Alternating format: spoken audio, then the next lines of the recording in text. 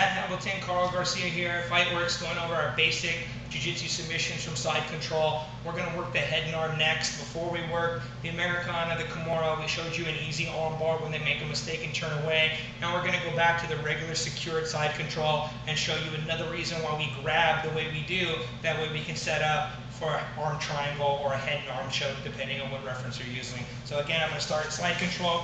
As always, nice and tight. Knees to the hip, other knee in the armpit. I'm going to come down here and here. Everything's tight. As you see, I got him gripped nice and tight. The only change I want to make now, after I have my elbow and nice and tight in his neck, is I want to come underneath it. I already have my shoulder dug in, kind of getting ready for the head and arm. I want to take my hand, come underneath his neck, thumb up in the air. From here, I'm going to drive my shoulder nice and tight all the way to the base of his armpit, almost to where I get my head to the floor.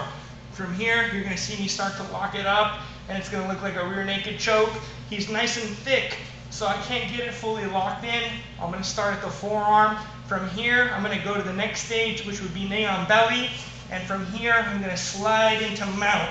After I get to mount, I can now force my shoulder and my body. I don't want to skip this procedure and slide over to the other side trying to finish just yet. I might be able to grip them here, squeeze and crush and get a tap out of it. A lot of guys, they can't get choked, they'll end up tapping. If not, I take that time to lock it in tight and I can finish it almost from here. If not, then I'm going to step my leg up and over, tuck it in tight, come back, sit on my butt, and from here I'm going to crush him, squeeze, and get my tap. So as you've seen, I went over 3 different stages and steps. I just didn't skip, jump over. I grabbed him, I came underneath. I had nice tight side control.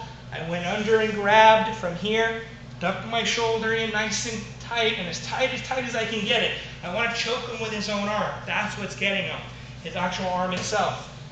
Underneath here, and again, like a rear naked choke would be locked up. I slide it in, lock up a rear naked choke. Same concept. Here and here, it's nice and tight. If I can't lock it all the way in, I can start at the forearm or wrist.